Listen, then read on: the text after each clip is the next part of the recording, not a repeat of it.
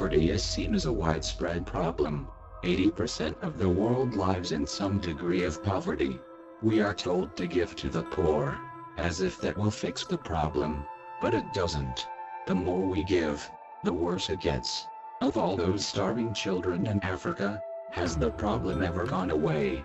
Of all those donation campaigns to take care of them, has it ever worked? Instead, they multiply out of control, and the problem only gets worse. It's time to deal with poverty for what it is, and the causes for what they are. One cause of poverty is Islam. Muslims are at war with the world, and regions of poverty are targeted for their vulnerability. Everywhere there is widespread poverty, there is Islam. Muslims are forced converting the population, and executing those who do not convert, especially if they're Christian. Whole communities of Christians are being wiped out. Not only does Islam thrive in poverty, it causes it. Islam is an outdated and backward ideology that does nothing to advance society. Instead, money is siphoned from converts, and used to fund Islamic terrorism and jihad worldwide, destroying the world and leaving nothing left. There is a reason why Muslims live in a desert. One cause of poverty is low IQ is almost exclusively genetic. Regions with a low IQ, such as Africa, did not evolve the same level of intelligence as those in the West. People with a low IQ are not driven by wisdom and a sense of responsibility. They are driven by impulse and emotional whim, living for the moment with no concern for the consequences. People with low IQ will work less, contribute less and build nothing. The IQ problem can be seen throughout the world. Even those in the West with low IQ are living in poverty. Anti-white racists will blame institutional racism for the rate of black poverty in the West, and yet black countries with no white colonization are the poorest of all. And poverty affects those of low IQ whether they are black or white. Overpopulation is a major cause of poverty. Wherever there is poverty, there is overpopulation. If poverty causes such poor conditions, then why would they be having so many children? It's because of their mentality. They do not see the consequences of their actions, and live in the moment. They have no concern for responsibilities. They have no desire to better themselves. Their mentality is disconnected from nature, and they are acting like parasites. On the other end of the spectrum, those who are doing well for themselves have the least children. This is because they have a sense of responsibility. They contribute to the world and live in balance with nature. It is alleged that most of the world is poor because the West is harvesting all the resources from poor countries. This is not true. The West contributes obscene amounts of international aid and donations to poor countries. Poor countries sell cheap merchandise because it is inferior quality. Poor countries have little to offer and receive a lot. Poor countries need the West. The West does not need them. The stories of oil and diamond harvesting are false. Poor countries who have a resource to sell will fight each other out of greed for the profits.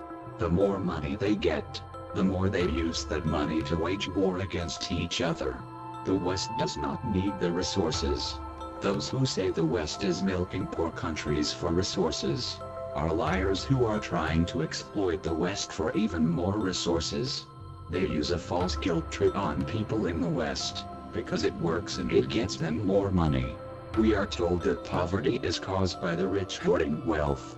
This is not a problem in poor countries, who have little or nothing to offer. The rich harvest almost all of their money from people in the West. The rich gain monopolies on industries, and conspire to fix prices and maximize profits.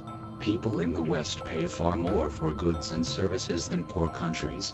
If anything, this gives poor countries an advantage as they can charge more for exports or keep them cheap to dominate the market. Market domination is a problem in the West, because poor countries can sell cheap inferior products that outcompete inflated prices in the West. Tariff taxes sometimes added to these products to inflate their price and give local businesses a chance. In the West, the rich avoid taxes by lobbying and paying off politicians, and by moving their bank accounts to other countries where they can't be taxed. The most dominant causes of poverty in the world are self-inflicted. Poor people will always blame someone else for their poverty, and never take responsibility for themselves. They will never lift a finger to build a better future. They will never see beyond their own needs. This is why poverty runs in parallel with war, famine, disease, drugs and overpopulation. In some circumstances, poverty can be caused by someone else. For example, a wife can leave her husband, sue him for half of his possessions, take away his children, take his home, and take the other half of his possessions by having him falsely charged for sexual abuse. Because of the charges, he will lose his job, and become homeless with no possessions. And unlike women, there are no government-endorsed organizations that take care of men. This scenario actually happens quite often. It's just one example of how the governments of the West are taken over by the Zionist agenda, targeting the white race, the male sex and the sexually normal. It turns women against men, encouraging them to exploit men while being taken care of by the government. In the same way, those living in poverty are encouraged to make their problems worse by giving them more. What they need is to be forced to face accountability. This is how they learn responsibility. Poverty is not always a problem. Sometimes people choose to live in poverty by giving away all of their possessions. They do this for philosophical reasons in pursuit of intellectual enlightenment. These people do not, however, abandon their responsibilities and like true poverty. Poverty will always exist, because there will always be diversity among people. There will always be those who go astray and abandon their responsibilities. But there will not always be poverty caused by exploitation. The solution is not to give them a free ride, but to teach them responsibility and accountability. Feeding those who are living in starvation is a justified cause.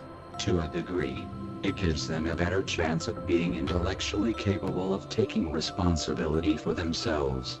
But when they exploit your generosity, make their problems worse and refuse to learn, it is time to stop feeding them. They must face the consequences of their own actions.